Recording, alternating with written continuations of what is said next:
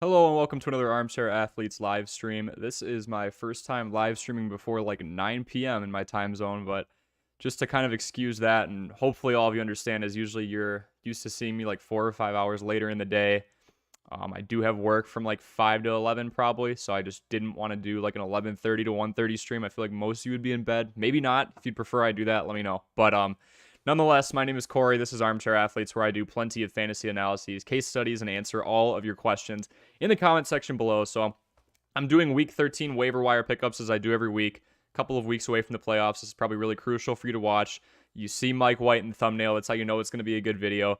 But nonetheless, I will be answering all of your questions in the comment section below as we go throughout this live stream. We'll probably do this for an hour 15, maybe an hour 30 if I'm feeling nice. But before we go any further, I do want to thank all of you for 300 subscribers. We were sitting at like 107 a little over 2 months ago, and here we are at 300, pretty much tripling our audience, continuing to grow. All of you are spreading the word.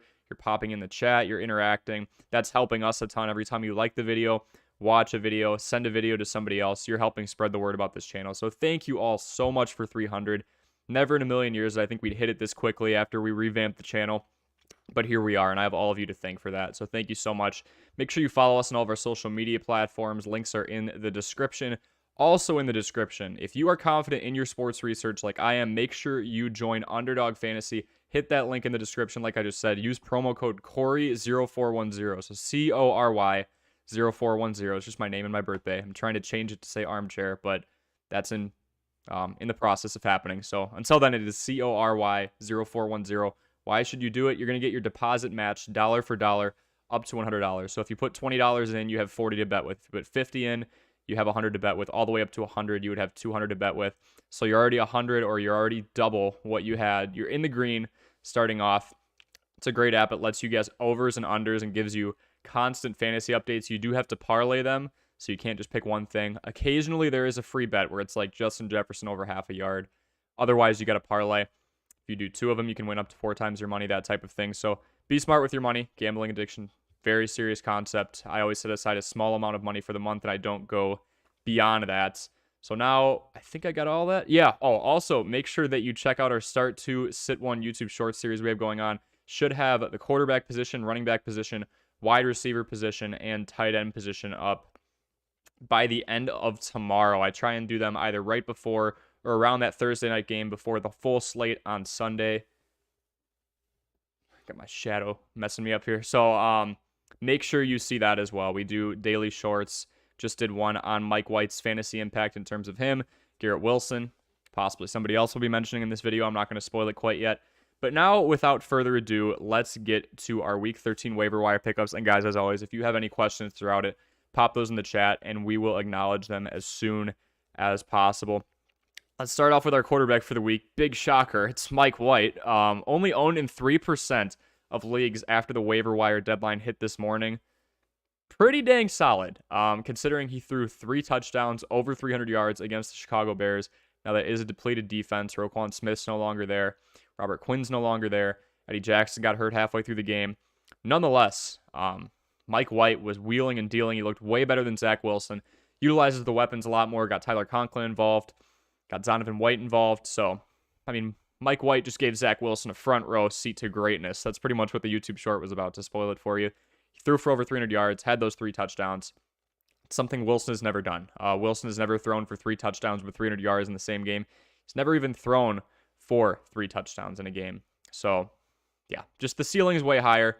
Mike White, definitely somebody we want to look at. He utilized Garrett Wilson correctly and got him involved in some, 15 to 20-yard throws down the field, something we're not seeing from Zach Wilson, who was missing checkdowns against the Patriots, things you just can't afford to do in the NFL. He also helped Wilson get his first touchdown since September 18th. That was when Joe Flacco was quarterback. So he then gave Wilson his second touchdown of the game just a handful of plays later. So definitely utilizing that wide receiver 1 position. We're seeing the potential of Wilson unlocked a lot more. Garrett Wilson, that is. He also got third-string running back Donovan White involved while completing a pass to 10 different receivers, making Mike White pretty hard to telegraph. He's not heavily favoring anybody. Garrett Wilson had the best day of anybody out wide, but still, Mike White's ability to spread the ball around, get the ball to 10 different pass catchers, pretty impressive and something we want to keep our eye on for sure. Upcoming matchups against Minnesota, Detroit, Jacksonville, and Miami, all very enticing in my opinion. Let's go to the running back position. Pretty excited about this guy considering there's nobody else there to take his job away. Cam Akers was supposed to be the fill-in running back one. We're talking about Kyren Williams. I was mispronouncing his name before. My apologies on that. He took over the running back one job in Los Angeles, I think. I think he did. And I'll show you why I think. You never really know with this team in Los Angeles, to be honest. But if we look at Kyren Williams,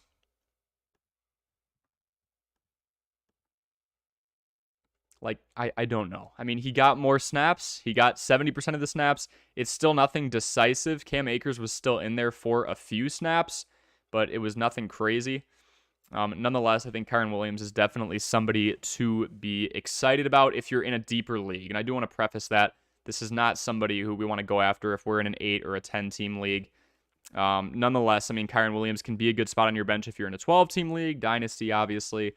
If you are in a 14-team league, 16-team, Superflex, whatever the abstract types of leagues there are out there right now, I'm going to try and do plenty more of those so I can understand those situations better. But that's kind of where we're at on Kyren Williams.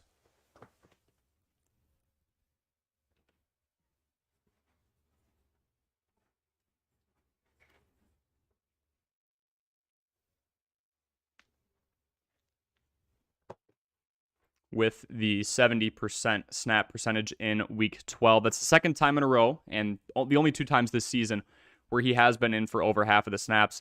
Had the most snaps of any running back with that 70% for the second week in a row, like I just said. This time being in there for over 70. He's also listed as the running back 1 on the Rams depth chart. I always think that's super important when looking at anything where you're wondering, hey, is somebody taking over? I mean, yes, you want to look at snap count percentage, but also let's just be obvious here and look at the team's official depth chart. He's listed ahead of Cam Akers. He's been more efficient. Wasn't crazy on the ground, but he still had 14 touches in the 26-10 loss to the Kansas City Chiefs, and he ran more routes than any other Los Angeles back. Williams has the perfect matchup this week for you to hold him and see how valid he is. It's a very easy matchup. He is facing a Seahawks run defense, allowing 4.9 yards per carry and the third most fantasy points to running backs in standard PPR. So we have Prey and Tino's time in the chat. Welcome, guys. Thank you for joining me on this midday stream. Again, I've got work tonight. I try not to slip this out of the usual time slot where we're between 7 and 11 Central Time, but I didn't want to put myself in a position where I didn't put the stream on at all. I understand I have a busy life, but so do all of you. All of you are taking the time to come in and watch and listen, so I wanted to make sure I carved time out of my day, even if it's shifted over by a couple of hours to put the content out for you. So hopefully you can see this archived video later if you're not on right now. But I see Tino and Prayer in the chat. I'll make sure to get to your questions in just a bit. Let's go to our third guy. He is also on the Jets. I mentioned him a little bit ago. Zonovan Knight. Did not know who this guy was until a couple of weeks ago. Now we can't ignore him. And you'll see some of these people I'm listing, it's going to be for deeper leagues. They're not owned in that many leagues. So by no means am I telling you to start these people, but stash them. I mean, don't let somebody else get their hands on them. This one's interesting because Michael Carter is currently listed as questionable on the Jets injury report. And Knight looked really productive on the ground and through the air. He compiled 103 total yards against Chicago in Week 12. The Jets have gone more throw heavy. They are 15th in pass play percentage or run pass ratio, however you want to phrase it. But with Knight's pass catching involvement of 3 receptions for 34 yards, I do see upside. He was getting a lot more involved than Ty Johnson, even though he is listed as the third string running back. And if Michael Carter is hurt and Donovan White's performing that way, maybe there's no rush to bring him back and we try and take advantage of some upcoming matchups. At the very least, let's just see what happens with him. He is exactly 1 day younger than me. I just threw that in there. He was born on April 11th, 2001. So not that my NFL dreams are dead, but that's kind of weird for me to see someone younger than me doing well in professional sport. I'm a Bulls fan. Patrick Williams is younger than me by a bit, so I need to just get over myself. But let's go to the fourth person. We've got Treylon Burks. I am done being skeptical of this situation. I was originally because, I mean, it's the Titans, guys. It's Derrick Henry's team. We can't love anyone now that A.J. Brown is gone. I'm kind of loving the Treylon Burks situation. I'm going to go with it. Some of you brought up Treylon Burks as a possible start last week, and I advised someone like Mac Hollins over him. Hollins did get 16 points, which was more than Burks, so You're welcome, if that was you. But Burks has double-digit fantasy points in consecutive weeks without a touchdown. So he's not touchdown reliant. He is getting that usage. I like the situation a lot. The Bengals have allowed 140 yards per game to receivers, and Burks was able to rack in 70 of his own last week. So this is a guy who's very high usage, like I just said, not too touchdown reliant. And if we look at Treylon Burks, I'm going to bring up a stat that I introduced to all of you last week, snaps per target. Who is getting the ball more often when they're on the field? Treylon Burks, it's been tough to gauge because he's not out there a whole lot. But guess what? In the sample size, and this is why I bring this stat in, because he's been in there for, Robert Woods has had twice the action of Treylon Burks in terms of being on the field. Treylon Burks is getting a target for every 6 snaps, less than 6 snaps that he's on the field. Robert Woods is for every 8 snaps. When Treylon Burks is on the field, he is the main priority. I see lots of chat going on in the comments right now. Keep it up, guys. I will be answering these pretty soon. I've got 2 more after Mr. Treylon Burks. But he's only 8 receptions behind Robert Woods, despite Robert Woods having over double Treylon Burks' snaps. And Burks, as I just mentioned before, he has the snaps per target rate on Robert Woods, You want that number to be lower. You want them to be getting the ball more often. Tannehill's back. He's throwing the ball an average of over 32 times since his return a couple of weeks ago. I think Burks has enough upside to sit on your roster. This is a decently balanced offense. Obviously, it's really run-heavy with Derrick Henry, and because they're winning a ton of football games, it's going to be a run-heavy scheme down the stretch. But that's 2 weeks in a row now that not only has Burks gotten involved, he's gotten in the double digits without touchdowns, and he's outperforming Robert Woods from a usage standpoint, really in the whole season, because Burks hasn't played a whole lot. So when he's in, he is the main target. I think he is the wide receiver 1. Let's go to another guy who I think could be taking over wide receiver 1 momentarily. It's getting pretty dang close. We're talking about Zay Jones over in Jacksonville. Not too long ago, Christian Kirk was the decisive number 1, but I think Jones is in the same position as Burks, except, he is trying to poke at that wide receiver 1 spot, but he is in a way more pass-friendly offense in Jacksonville. Trevor's throwing it a lot more. Trevor looks great. We've got Zay Jones highlighted as number 2 on that list. Jones has 3 more targets than Kirk in the last 2 games, as you can see, 14 and 10. And he had a season-high 145 receiving yards last week against Baltimore. He's had at least 10 targets in 3 of his last 5 weeks, and the Jags are middle of the pack, throwing the ball 50% of the time, which is a lot more than we'll conventionally see the Titans throw the ball. So a lot to like with Zay Jones. It kind of seemed like an odd game just to see this guy out of nowhere get 145 receiving yards, but he's slowly been getting used more and more and more to the point where he's actually taken precedent over Christian Kirk. Last guy I have on here is going to be someone, this is just out of left field. I hate chasing points. I hate going after someone who has one good week, but Jelani Woods just has me interested. I was watching the Monday Night Football game between the Steelers and Colts. Don't ask why. It was mainly because of fantasy football. Not really too interested in seeing 2 teams go at it who are in the development stages. The Colts are supposed to be better than they are, and the Steelers they're 4-7 now, so I guess that's not too bad. The streak where Mike Tomlin's teams are above 500 is not completely in peril, or at 500 or above. I don't know if this will materialize into anything, but what I saw of Jelani Woods on Monday night is worth talking about and acting on if you have an open spot on your bench. If you're streaming tight ends, if somebody got hurt, if you had Zach Ertz or Dallas Goedert, and you're like, well, now I got to do something, right? So 8 catches on 9 targets for 98 yards against the Steelers. Steelers did allow the most passing yards per game coming into that game. Then Matt Ryan goes a quarter and a half without throwing for a single passing yard, and I had him on the over for passing yards because, he was playing one of the worst secondaries in the league. Nonetheless, when I see capitalization on targets, I'm interested. Jelani Woods, I think he's 250, 260, something like that. Really tall, really stocky. He's somebody who can box out in the red zone. He's got 3 touchdowns this year despite limited time. He earned a season-high 41 snaps in the game when he had only been in for over 30 snaps on 1 occasion. I think he's getting a more major role again. This is a deep league move. He's barely owned in any leagues. He will be available unless you're in one of those crazy, 18, 20, 22 team leagues. I don't even know if they're allowed to go that high. Jelani Woods had some nice involvement in prime time. This is going to be a throw-heavy offense. Matt Ryan's a more high-volume passer, so unless they go back to Sam Ehlinger, I like that. They should give the ball to Jonathan Taylor more, but when you lose the amount of games that the Colts have, when you're losing to the Steelers, no disrespect to that franchise, you're going to be in more pass-heavy situations. Let's get to the chat. I see you guys are blowing it up. I appreciate it a ton. If you're popping in, make sure you like, make sure you subscribe. We just passed 300. Severely appreciate it. We're going to be doing 2 to 3, maybe even 4 on occasion, as I was able to do that last week. Streams per week. And then we do YouTube Shorts on a daily basis. Our Start 2, Sit 1 series will continue tomorrow with 2 quarterbacks that you should start, 1 you should sit. Same thing going with the running backs, wide receivers, and tight ends. So, Prey, what do you think about the Seahawks defense for Week 13? And we could pop some windows open and kind of look at different matchups as well. What's interesting to us? What do we think we can take advantage of? You know, I was looking at the Seahawks before. Against that Rams offense that is possibly missing Matt Stafford still. Cooper Kupp is out. Allen Robinson's out. Tyler Higbee's been questionable. Van Jefferson is suddenly a very enticing pick because he's the wide receiver 1 fill-in for a team that's losing a lot of games. I like the Seahawks D a lot. I think the only issue may be with Kyren Williams, but I don't think that the Rams are going to plow anybody over with that offensive line, plow anybody over with the run game. I like the Seahawks D as a stream for Week 13, Prey. Tino, we've got, all right, Corey, here's the situation. I'm 4-8, need a win to have a chance. I have Burrow, Henry, Chubb, Chase, McLaurin, Andrews, Aaron Jones, Cordero Patterson, and Seahawks D. No kickers, 2 flex. Here is the bench. Singletary, DPJ, Tyler Lockett, Devontae Smith, Paris Campbell from Detroit, Watson. Okay. Williams from Detroit, so Jamal Williams. Christian Watson, and the Knight dude from the Jets. Okay. Let's see.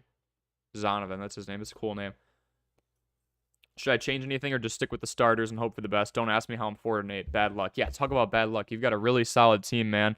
If we look at matchups, okay, so on our bench, it's Devin Singletary.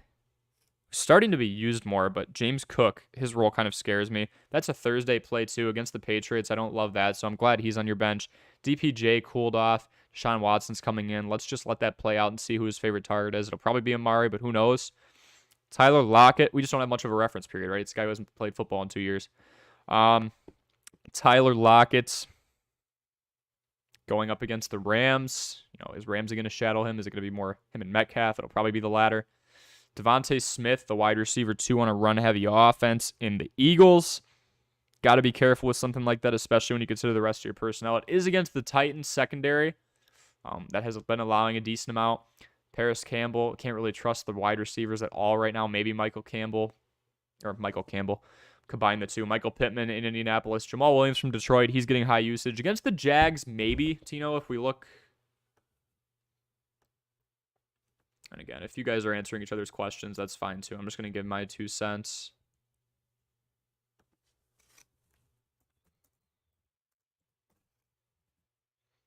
So weird for the sun to be up right now while I'm streaming. I'm so used to streaming when it's been dark and I've already had dinner and I'm like on the verge of going to bed, but who knows? Maybe we do this more when I'm not in school. But Jaguars, 4.2 yards a carry. Pretty tough run defense for Jamal Williams. He's got the most red zone touches of anybody, so that's somebody I would always consider putting in, but not over Derrick Henry and Nick Chubb. You do have 2 flex spots.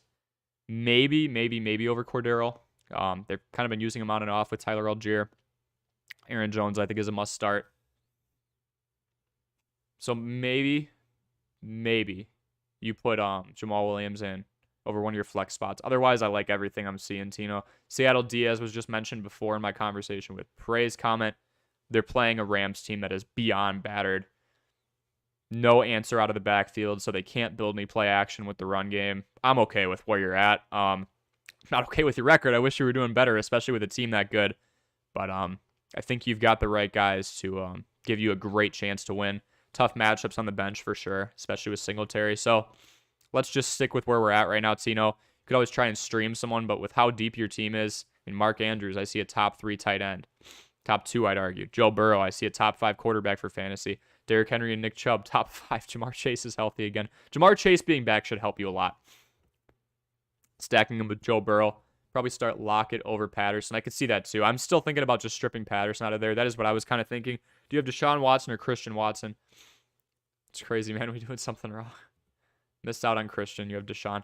Yeah, I'd be careful with Deshaun. I know it's against his old team, Texans. They have a respectable secondary despite having the worst team, the worst record in the league. Big Trev says, hey, man, need help. Both are full PPR. First, we are choosing between DPJ and Thielen. So 2 wide receiver 2s, 1 in a run-heavy offense and 1 in a pass-heavy offense. I do think Chubb's going to get fed a lot in the first game back for Deshaun, but there's just no way to telegraph that. Second, Alvin Kamara, Rashad. Everybody was, I'm just going to put this out there. Everybody was telling me, because I told somebody to bench Alvin Kamara, like, whoa, you can't do that. That's one of the best pass-catching backs in the league. That offense just does not look good, and anytime someone is facing the 49ers, I get really cautious. Kamara got a few points, but that team got shut out. I can't say I foresaw them getting shut out, but the 49ers are one of those matchups along with the Bills and even the Patriots. You need to really look at a player and go, do I still think they're going to get usage? Because productivity is not going to be there.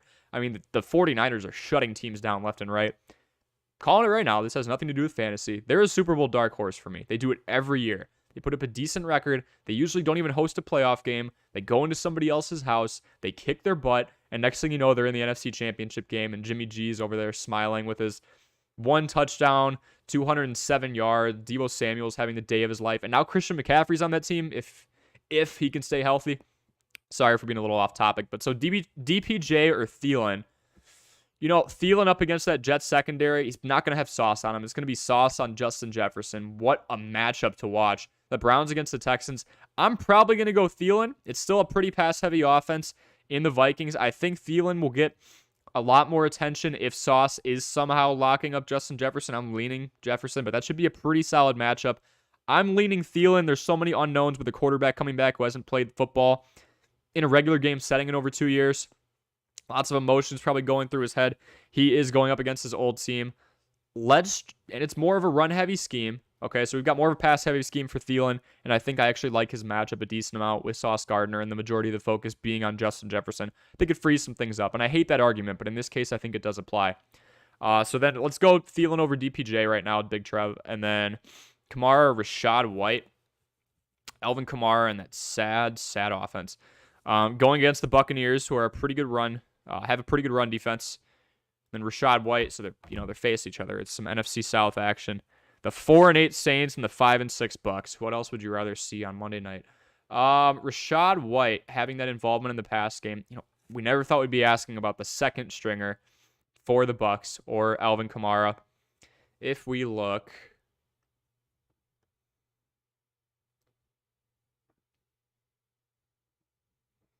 the run defense has given up a little more. I mean, Nick Chubb had a day, as he usually does. Had a nice bounce back day. Allowing 4.6 yards a carry. We have to ask ourselves who's going to win this football game, and I do think it is Tampa Bay. I think I'm leaning Rashad White after that really nice performance. He's had plenty of involvement in the past. I know Alvin Kamara is more established, but again, game script-wise, do we really think the Saints are going to win this game? I know they were the kryptonite for Tom Brady not too long ago. That was when a guy named Drew Brees was in the league. Pretty good at quarterback. Rashad White's got the high usage. Other than consistency, which really isn't his fault because Lenny was just the guy. As long as Lenny's out again, I'm sorry, what is there to hate? 9 targets, 45 yards. When he's getting the usages there, just wasn't used at all in terms of a pass catching back against Seattle, which made me question when he's the running back one, how many routes does he run? And then our question got answered in 9 targets for 45 yards. That alone gets you 13.5. Was efficient on the ground once again, this time against Cleveland. Team allowing north of 4.5 yards a carry.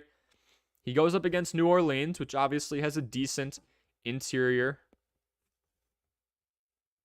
defensive line. If we look at New Orleans, 4.5 yards a carry, we're splitting hairs here. So I think the tiebreaker is going to be game script. I could see the Bucks winning this. Alvin Kamara didn't get a whole lot of touches in the second half of that game. So I'm going to go Adam Thielen, and I think I'm leaning Rashad White, Trev. We can't base this is like the Geno Smith versus Tom Brady or Aaron Rodgers argument right now. Geno has been a better fantasy quarterback. If you have somebody who they'd rather have on their team, you're probably picking the Hall of Famers. They're in different situations. But Geno's got Tyler Lockett. He's got DK Metcalf. He's got a good pass catching back and somebody who can balance the attack out of the backfield and Kenneth Walker III. I'm going to feed the hot hand and take Rashad White. So Big Trev, right now, I would go Adam Thielen, Rashad White. If you've got contradicting information that makes you lean otherwise, go do and be. I'd start Burrow over Deshaun. I agree for sure. Just picked him up in case.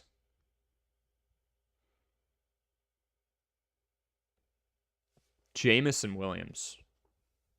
That's a good pickup. Again, we kind of just want to see how he works. He's more of a deep ball target, and you're kind of going to chip away on offense when you're using a guy like Amon St. Brown. So I'm probably going to stay safe there. There's 2 Williamses on Detroit. That's wonderful. Yeah, Jameson, let's let him settle in. Knee injuries are pretty serious. Ramsey will be on DK probably the whole game. That's what I'm thinking. So Lockett could have some opportunity. Thought I'd name everybody that I had. Maybe Corey knew something I didn't. Very true. How about you rank the waiver running backs? All right. I like it. Oh, I like it a lot. Okay. 3 names that have really been surfacing. Not so much Warren, but definitely more the first 2. Zonovan, Knight.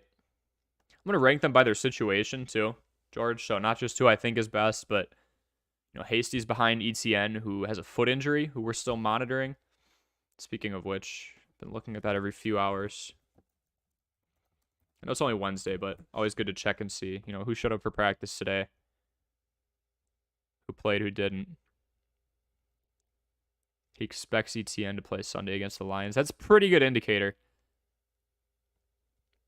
Michael Carter being questionable. This guy had a nice game, though. Volume was obviously there in comparison to weeks past. 5 receptions, 67 yards. It's tempting with a touchdown. Wasn't too efficient on the ground, so we have to ask ourselves, how reliant can we be on this guy?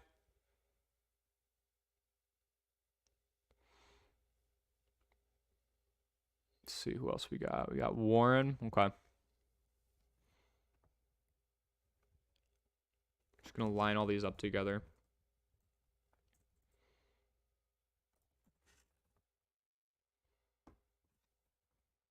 Yeah, with Najee being out, we're pretty much playing there is a starting quarterback or a starting running back hurt. Who do I roll with now? Which backup is playing the best? It's Jaylen Warren. We really have to base this off the health of the running back, and then we have to ask ourselves, how established is the starting running back? Now, I would say Michael Carter out of the 3 that we're dealing with here in Travis Etienne, Najee Harris, and Michael Carter. Michael Carter is the least established, but technically, Zonovan Knight is the 3rd running back behind Ty Johnson. There's Jaylen Warren.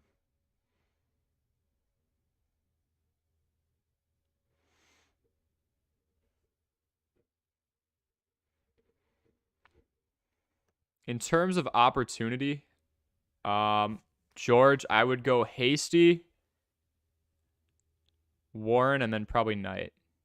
Hasty, Knight, then Warren, because I really do think Knight earned one small promotion in the running back depth chart for the Jets. I think he went from 3 to 2. We haven't seen it yet, but he was getting more usage down the stretch than Johnson. Again, it was kind of a blowout over the Bears, so how much does that really mean? Not much. Just going to do this too.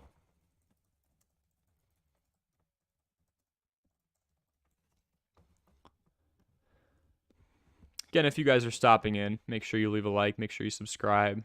Doing your fantasy football homework for week 13. Beautiful tool here for fantasy pros. They put this on their website.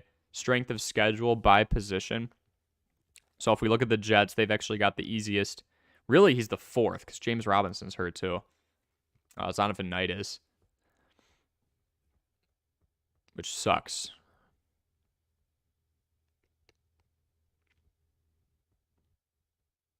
Oh, it's JAC. I was looking for JAX. There's Jacksonville.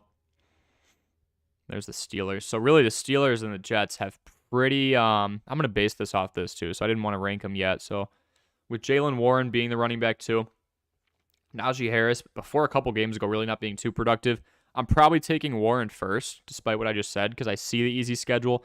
Zonovan Knight just doesn't have a whole lot of opportunity behind all those guys. ETN, definitely, a foot injury for a running back, that's pretty serious. What if he re-aggravates it?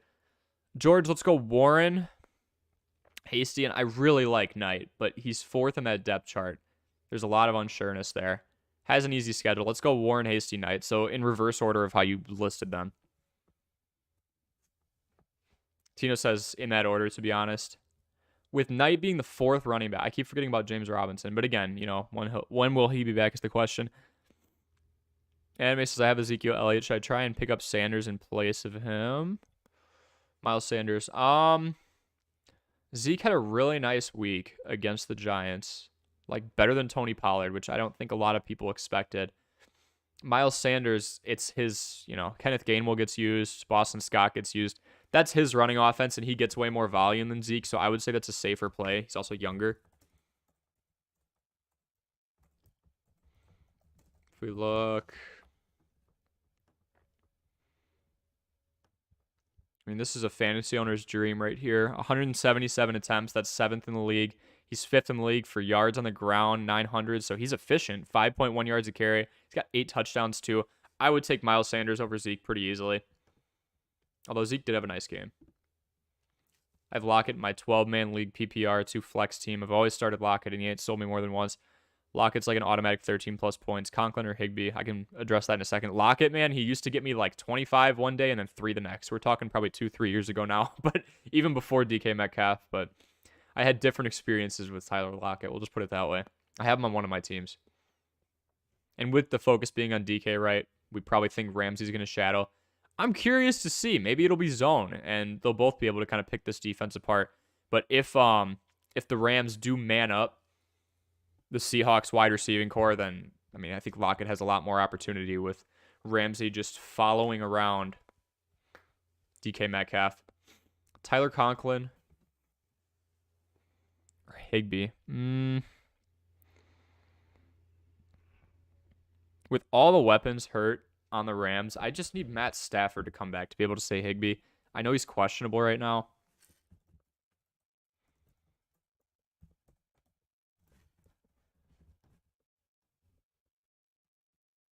And he's doubtful actually now. That's nice. Yeah, concussion and neck injury, not in line. You're getting to the point in the season where you wonder, is it even worth playing this guy for a team that's clearly out of the playoffs? They're 3-8 for the defending champs. Goodness, that's pretty bad. Bryce Perkins got the start before. I would take Wolford in there over Perkins after what we saw. I mean, Perkins looked okay, I guess. 13 for 23, 100 yards. Didn't really throw the ball on the field, which you kind of have to do to score points. It was very, like, a couple of years ago, like Brian Hoyer-esque. Like, but the completion percentage wasn't even that high. If they could bring John Wolford in there, I'd like the Higbee move a lot more. I think there's going to be a heavier reliance on Kyren Williams, more checkdowns. Some reliance on the tight end position, but, well, Higbee for the rest of the season. Yeah. I mean, Higbee for the rest of the season if Stafford's not in there. I think Conklin actually has a safer bet with Mike White. He's spreading the ball around more. If we look at...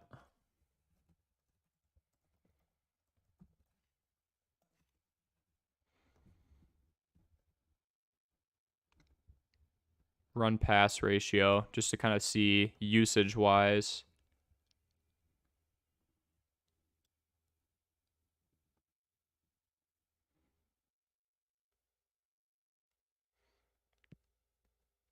So the Rams actually do throw the ball more, but again, this is before Matt Stafford was out and before Allen Robinson and Cooper Kupp were out. When I get to the championship, I'm versing a really high-scoring team, and I can't... See, I like the way you're thinking, and I'm going to have a short video. Or maybe I'll just start sprinkling them into these videos, the live streams. I'm going to start dedicating some time, is what I'm trying to say, to upcoming playoff schedules. Most of you, that's going to look like weeks 15, 16, 17, 18. Maybe not all of those, depending on the format of your league. And I'm going to look at people who really do have enticing matchups for that 3 to 4 week span. Higbee's just not in a good situation. I have to go with Conklin. I don't love either situation because we've got a new guy in at Mike White, but at least we know he's going to throw for volume. We saw this team lean pretty hard in the past when they went run heavy. But they're actually passing the ball more than they were running the ball until hit the final quarter to quarter and a half against Chicago. And they were up 3 possessions, and they just kind of started running the clock out. But I'm going to go Conklin, Prey. I really don't like the fact that Bryce Perkins doesn't throw it on the field. Yes, everyone's hurt. So Higbee should get some usage, but I already looked at it. I can't afford Higbee to get 0 points. Got Henry and CMC for the playoffs, so that's good. Yeah, CMC needs to stay healthy, but Yeah, I would go Conklin, probably, regardless of the strength of schedule, if we're being honest, but we can peek at that too. Just because Higbee's in such a bad spot. I don't trust Bryce Perkins to get anybody a ton of points. Higbee's got the easiest schedule, but Tyler Conklin's right there in 6th when we look at strength of opposition. I mean, someone's got to get the ball, right? I mean, like, if we look,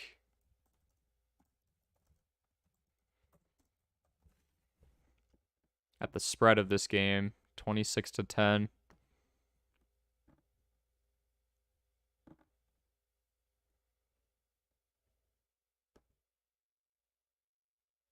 That is the wrong game. I was like, why is Brandon Cooks in here? That was mainly Van Jefferson and then a couple checkdowns. I'm probably leaning Conklin. He's still got the easy schedule, and we have a guy in Mike White who just threw for over 300 yards, threw for over 400 in one of his first games ever. I think you're going to get more volume, and they both have easy schedules. So I'm going Conklin out of those two. Pray. Hope that helps. Johnny D says, Njoku, and I just noticed as well, if CMC doesn't play, the best running back rotation on my team is Latavius Murray or Gus. Latavius Murray is going to get a lot of opportunity. I see why you're laughing at that. He is 32 years old. Gus is kind of in a revolving door of a running back room right now. I'm 9-3, so this week isn't a must-win. Yeah, you're probably looking for a bye week, I'm guessing, depending. I'm 9-3 in one league and 8-4 in two others, and then 7-5 in another one. But yeah, if you're 9-3, I think in the one I'm 9-3 and I'm tied for first. So you're probably looking for a bye week right now. I understand you want to look ahead. We want to win it all. So yeah, you need CMC to stay healthy. Otherwise, maybe we can, I don't know when your trade deadline was. We could try and swing a trade as well. You've got lots of depth. We could use that for leverage as well. Because again, if you have someone you know you're going to bench down the road and they've got a really tough schedule, why would you need to have them around? Unless someone gets hurt, I guess. But if they've really got a tough matchup, maybe we use them for trade bait. So we're looking at Johnny D.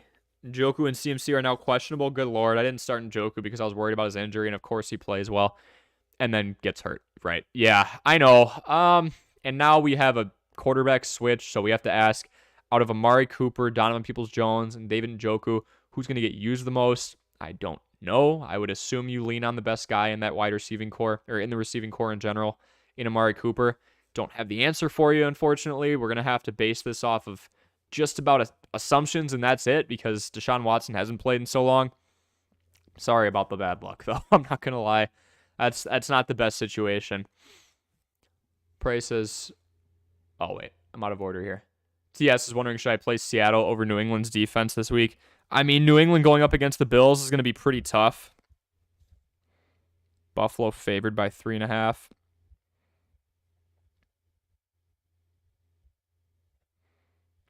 We saw what the Bills offense was able to do against New England in the playoffs. That's the last time they played each other. And they do play each other in the finale as well. It's in Foxborough. I would try and take advantage of the fact that we're on the backup quarterback, the top two weapons are missing, and we don't have a running back in Los Angeles. I'd go Seattle. I'd stream them. You can hold two defenses right now if it makes sense for you, and you've got a solid starting roster. TS, I would go Seattle. I really do think Buffalo could hurt New England's chances of staying in the positives. They could put up 31, 34 points. Depending on the structure of your league, that's enough to break it and really bring down a team. Seattle's defense has been middle of the pack, but when you're going up against a Rams team that just doesn't have the pieces to score points right now and really wasn't doing it before, even when they had Cooper Kupp and Allen Robinson and everybody. So I'm going to go Seattle. I think that's a safer play. George says, being a Steelers fan, I don't have faith in Snell and McFarland. Trust Warren if Najee's injury is long-term. Najee was, I think they pushed him too far. He was limping for a while. They put him back in for a couple snaps, and it just got worse. There was a late hit on the sideline that didn't get called, in my opinion, and it got even worse. Running back situations in New York and Jacksonville are so wacky. Again, Knight in New York is the fourth guy. Not the biggest fan of that situation. As great as Knight did, he did run all over a Bears team. That could seriously turn into, because everyone was doing so well, that could turn into the Falcons situation where it's Cordero Patterson, it's Tyler Algier, it's Caleb Huntley, it's everybody, okay? We don't know. And Kenny Pickett runs a decent amount, okay? And then you have a team that's still 4-7. They're going to be working from behind a lot in the Steelers. They'll probably be more throw heavy than anything. So then the small percentage of run plays is being diverted between, or I'm sorry, I'm talking about New York. You have a team that wins a decent amount, so they can go decently run heavy, but still diverting things between 4 teams, not the best. Jacksonville, as soon as ETN is back, and it looks like he will play, it's his. I know Hasty had a decent receiving day, but he wasn't productive on the ground. Less than 3 yards a carry. That's what I'm going with. Tied for first as well. My trade deadline is over. Okay, so you'd pretty much just be streaming off the waiver wire if you did want to drop or swap anybody out, which you got to be careful with for sure.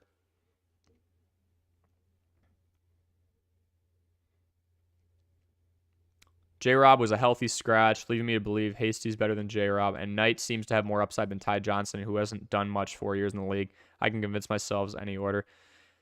Yeah, there's, like you just said, George, it's such a mess there. Yeah.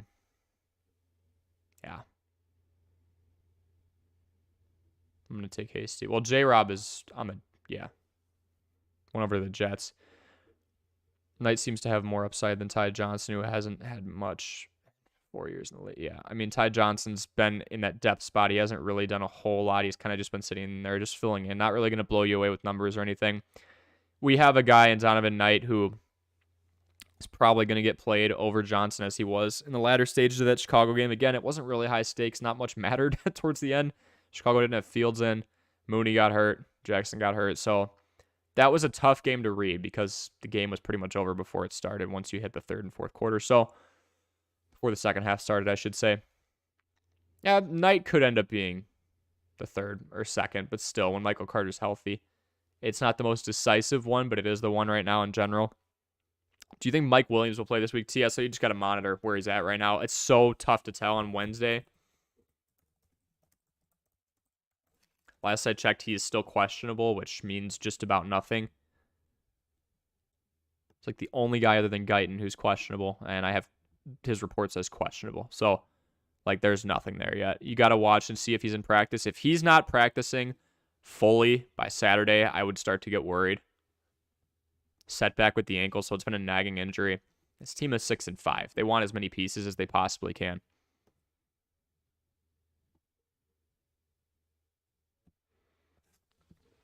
So I'm not sure. Yes, we got to keep an eye on him as the week goes on, but if he's not fully practicing by Saturday, I would get worried. Babjaps is facing Josh Allen tomorrow night. Hopefully New England can stop him. Not sure you can stop Josh Allen, especially once he gets outside the pocket. He can juke you. He can plow your linebackers over. He's a pretty scary guy, and he can kind of throw the ball 70 yards too. He's got Stephon Diggs, got Gabe Davis, got Isaiah McKenzie. I guess we can hope, right? I think they can contain him.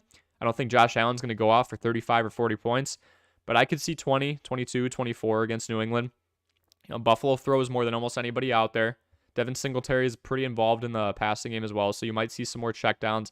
Really depends on how straight up New England plays. Buffalo, curious to see if they go man-to-man with Diggs, Davis, and McKenzie being the 1-2-3. I can't tell. But Josh Allen, you're just going to hope he gets contained. He's just one of those players. He's going to put up points. He'll probably get a couple touchdowns, but yeah. George says, sorry for separate messages. YouTube told me I was too long-winded. The character limit, you're fine, man. No worries. Hope so too. I just hate Josh Allen and the Bills. I have a friend who's a Bills fan who's just basking in the fact that they were the Super Bowl favorite coming into the year. They look okay, but they've seen better days. Josh Allen in the championship. Yo, you're facing him in the championship most likely. What week is your championship, Prey? Because if it's 18, he's playing the Patriots again, which that's about as good of a matchup as you're going to get outside of like the 49ers or somebody. Let's see here. Oh, George saying Henderson in Jacksonville is what I meant to say, but maybe he was a healthy scratch because he's new. To your point, ETN will be back soon. ETN's expected to play, and it's Wednesday right now. That's what Doug Peterson said about him. That tells me a decent amount. Bills fans are the worst. Yeah, I don't know. I kind of think the table thing is pretty funny. Week 18, so he is playing against New England. That's actually not, it's not going to be in Foxborough, which kind of sucks. I do think that does play an element. Foxborough is a very tough place to play, and I think I'd almost be sure that Josh Allen is more likely to score less this week than he will be in week 18, but a lot can happen between now and then. I feel a lot better about him facing New England if you're going up against him than I would if he's facing like the Dolphins. That could be a horrible divisional matchup. The guy also has Josh Jacobs. Josh Jacobs, the guy who said he didn't care about fantasy football and then put up 49 points. Walk-off. Second walk-off game. First it was Devontae Adams in week 11. Week 12, it's Josh Jacobs. That's pretty crazy. What are all of your guys' teams? I know we have a Steelers fan in here. What teams are all of you fans of? And when are your... I'll pile on 2 questions. Who cares? When are your championships? I can kind of look at some schedules for that right now. And then who are your favorite teams? I have a teacher who's a Bills fan, and I called this team trash. Be careful there. No. As long as you're honest, I guess.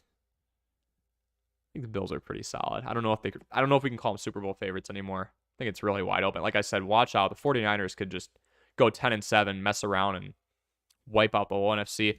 Tom Brady's probably going to come out of that NFC South division, and he could end up playing Geno Smith or his protege and Jimmy G. I could see the Bucs making a weird run. He threatened to pull my IP for my assignments I've turned in and send it to the Bills Mafia. Oh, Bills Mafia is different, man. I'll say that. Jumping on tables. I've seen it's like the equivalent of a baptism. There's like a little baby that gets dropped on a mini paper table and breaks it. I'm like, oh my gosh, this is like some initiation stuff right here. Grabbing Zamir White since my opponent has Jacobs and he's not practicing this week. It's smart. We always want to look at those backups, right? I can look at some other streamers here. I know I really talked about some low-profile guys. I mean, especially Jelani Woods. You guys are like, God, he's owning less than 1% of leagues for a reason, Corey. He just had one good week, but did see an increase in usage once he started racking in more footballs. Like I said, he's got that big stature.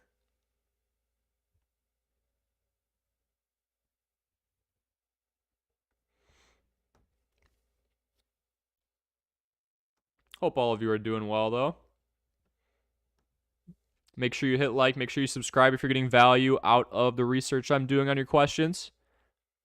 And then we'll be doing 5 to 6 players that you should drop off your team. Again, trade deadline's gone, so I'll probably look at some drops, some borderline guys who are just a waste of space at this point, have tough upcoming schedules, in optimal situations, somebody's starting in front of them, just haven't been productive lately, snap count percentages going down, target usage going down, that type of thing. Just seeing the football less. And then I'll try and do something ahead of Sunday kickoff.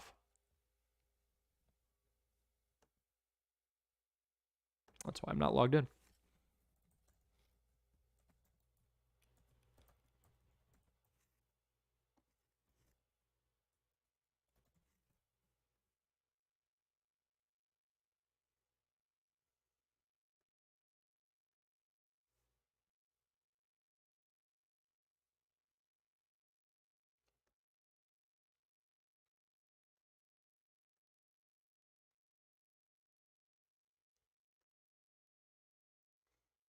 Already locked up my bye, so I'm looking forward to best defenses for week 15 to 16. If you think it's too far ahead, no need to look into it. No, it's never too far ahead.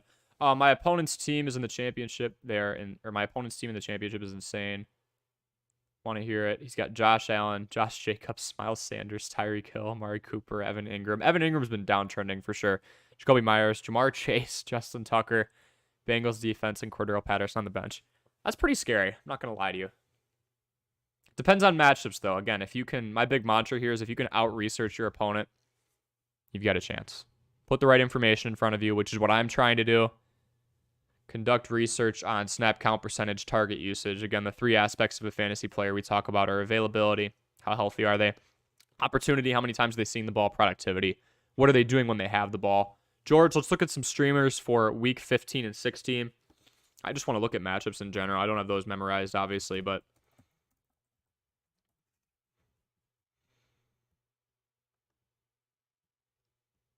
some flex times, but I just care about the matchups. Teams that I know off the top of my head aren't owned in a ton. I'd stay away from the Seahawks, especially if the Niners are fully healthy. Panthers Steelers could be enticing. I don't love that Panthers offense at all, so if you can nab the Steelers defense, that could be interesting. Eagles Bears, one's taken, one you should not have. Chiefs Texans. Chiefs defense is usually not owned by a whole lot. Their secondary gets cut up pretty bad, but I don't see the Texans doing a whole lot of damage. Cowboys are the #1 fantasy team in the league right now, depending on your format. Jets are up there as well. Cardinals, Broncos.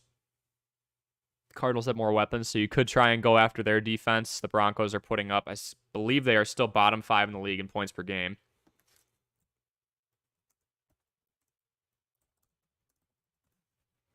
So this is just week 15, and then we can stream the other week. Oh, Denver is literally still the worst. 14.3 a game.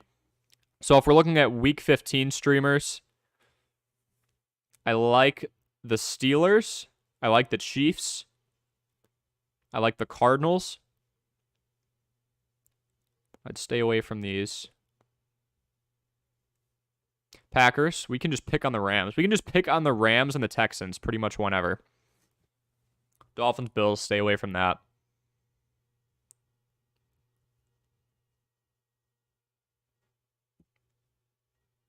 Vikings against the Colts, maybe. Even when the Colts lean on Jonathan Taylor, they're just not scoring a whole lot. And that should be enough. You should be able to get one of those. So yeah, Vikings defense in no order at all. Vikings, Cardinals, Chiefs, Steelers. Yeah, Vikings, Cardinals, Chiefs, Steelers. Again, not ones you would typically do, but in those matchups, let's definitely take advantage of that. Week 16. And this is for George. Thanks for asking the question.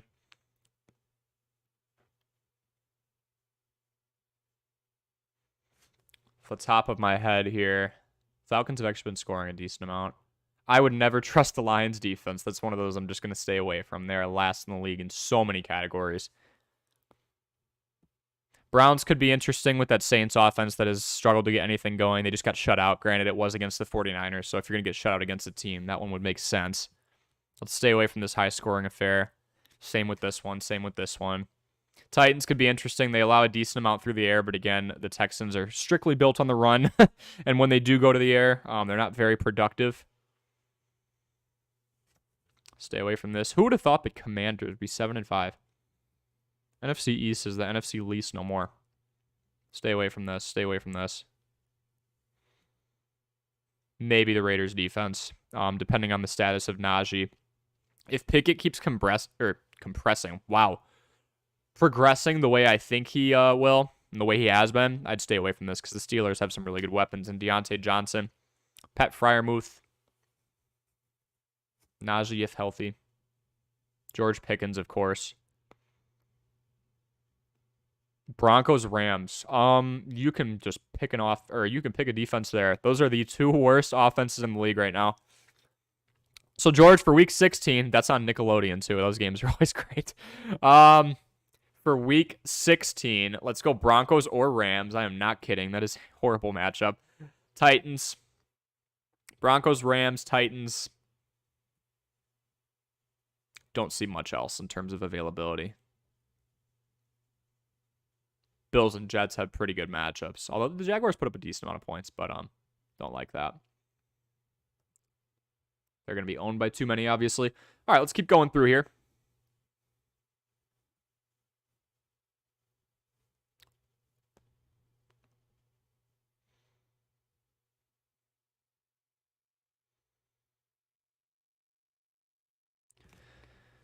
Got Flores. Yeah, Titans. That's a solid one.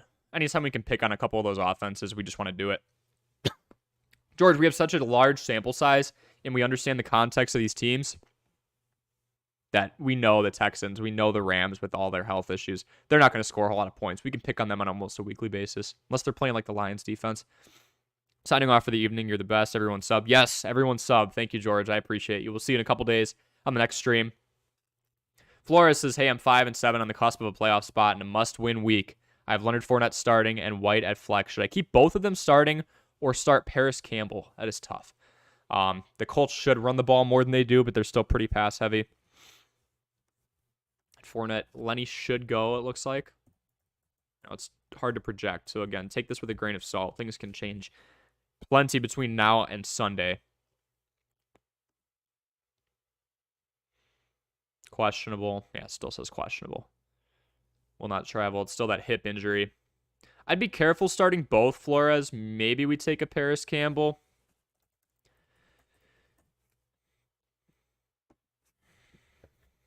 Another Ohio State guy.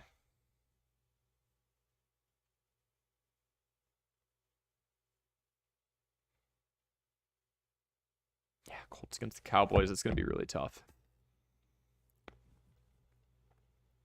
With that game, you just got to hope the Cowboys blow out the Colts. The Colts don't put their backups in, and then Harris Campbell from there. I'd be careful putting 2 running backs in, especially one in flex, especially 2 on the same team for this reason, Flores.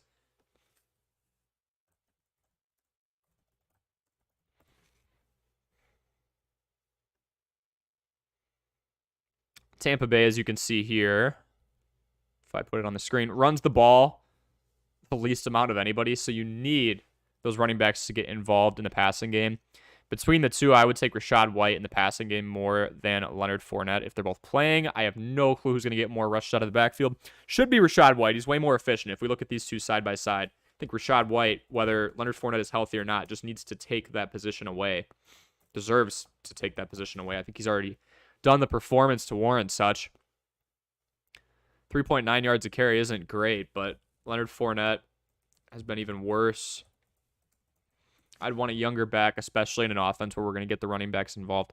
Look, when a team is running the ball 33% of the time, really, I'm not going to be too excited about it, especially when both running backs are averaging under 4 yards a carry. I'm excited about Rachaad White because he had 9 receptions last game. I was saying probably in every single stream that he had 20 receptions on limited time coming into that last matchup. So I was pretty excited about his possible usage in the pass game, and he got plenty of it. He even got some overtime to work with as well. Babjap says, not nearly everyone in my league is 6-6. Is that even a fun league to be a part of? It's kind of scary. Like, you understand everything is riding on it. By the end of the week, you could be 1st or 8th. Like, even in like a 12-team league. Like, that's very possible. So it's fun, but stressful. You understand the stakes. You're probably playing someone with the same record as you. I was in a league that not too long ago, it was after 10 weeks, there was a 7-3 team, 6-4, 5-5, 4-6, 3-7, 2-8. Like, there were 6 teams. I'm in a fun family league, and we each had our own record 1 game apart. So sometimes there's that. I'm in a 3-way tie in one league at 8-4 right now. It's stressful. Corey, what position would you rather have in a flex, running back or wide receiver? Babjab, what format are we looking at? Are we looking at PPR, half-point PPR? Let me know on that. And it's all situational. Like, Babjab, if it's standard and there's no PPR involved, I love a good running back on a winning team. I love like an Austin Eckler, too, who gets involved in the pass game. I love a high-volume running back because you know they're going to get touches, and if it's just standard, you don't need the receptions. Typically, a running back 1 is going to get more touches than the wide receiver 1. I mean, on a good day, some guys will get 20 touches. When is someone getting 20 receptions, right? Yes, there's more opportunity through the air, but if you've got a good O-line, we see like what happened with Jonathan Taylor last year. I would take him over a lot of wide receivers in a standard format. Half-point PPR, you really have to start thinking about pass-catching backs if you want to take them over wide receivers. Otherwise, I want the wide receiver 1 on a bad team. I want the wide receiver 2 on a pretty good team, just where the focus is off the 1, obviously. It's really situational, but let's just say PPR, I'm typically leaning wide receiver because I want those receptions. Standard, I'm typically leaning the running back as long as they are the definitive starter, not like a Michael Carter situation where there's a debate.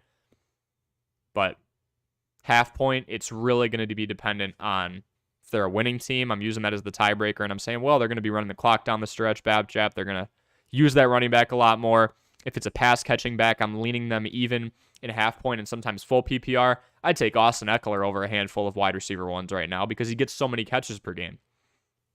When you have a guy like Rachaad White who just had 9 receptions in his last game, you kind of want to ask yourself the same thing.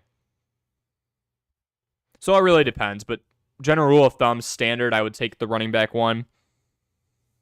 And then half point and full, I would lean wide receiver. But if you have a pass catching back, they can kind of break through that barrier. And then you've got to understand, does this team run the ball a lot or pass the ball a lot?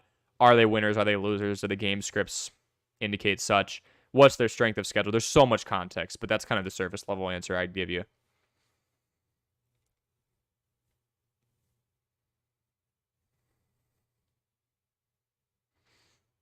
What other questions we got, guys? I'm probably going to hop off in just a couple minutes here.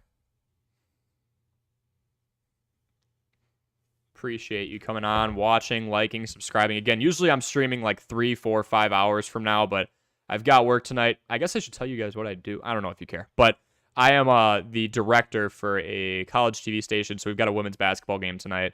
Had classes all day, so this was like my one time slot where I could really fit in a good hour plus just to talk to you guys and make sure that you're all up to date on week 13, people you should add. Again, the ads for this video, and I always do Q&A after. That's what's going on right now. We had Mike White just being thrusted into that the quarterback 1 role in front of Zach Wilson. We had Kyron Williams taking over the running back 1 spot in the Rams depth chart. Cam Akers hasn't been too productive. Honestly, kind of shocked that he wasn't the one to get cut over Darrell Henderson. They were both doing pretty bad. Zonovan Knight is somebody I wanted us to keep our eye on. Keep in mind, he is technically the 4th running back, but with James Robinson out, he's been slotted up to 3. Had some nice garbage time against the Bears. Maybe showed the Jets something they like in that run-heavy scheme. Treylon Burks, 2 consecutive double-digit fantasy performances without a touchdown, so he's not reliant on touchdowns. Ryan Tannehill is a much more high-volume passer than Malik Willis, so that's pretty appealing to me. And Treylon Burks has been getting a lot more usage than Robert Woods. I would call him the wide receiver 1 on that team right now. Best play-action scheme in the league, if you think about it. With the threat of Derrick Henry, you're typically going to get one-on-one coverage, sometimes with no help. Treylon Burks has been getting the most yards of separation out of anybody on that team, so he's pretty enticing to me. Zay Jones, 145-yard receiving performance. I'm not just saying that. I'm also saying he's been getting more usage than Christian Kirk. It's been a pretty balanced attack between those two when you look at the season as a whole. And then Jelani Woods is somebody who had a great performance, got the most snaps in a game he's had all year at over 60%. Somebody who I felt was extremely enticing in what has been a throw-heavy offense, despite the fact I think they could lean on JT more. Those are my waiver wire ads. And yeah, that's kind of where we're at right now. If that's all you guys have, again, just put those questions in the chat once the video's archived. Go in the shorts, go in a different video. I am looking at these comments around the clock every couple of days just to make sure I'm answering all of your questions. We will probably stream on Friday or Saturday. Yeah, it's going to be one of those 2 days in terms of people that you should drop off your team, make room for other people like the ones I just talked about, the 6 I mentioned. And of course, we'll always answer your questions. We'll do a stream ahead of kickoff as we usually do. And we'll be doing YouTube shorts throughout the week, including our Start 2 Sit 1 series. So I'm Corey. This is Armchair Athletes. I hope you enjoyed the stream, and we will see you in the next one.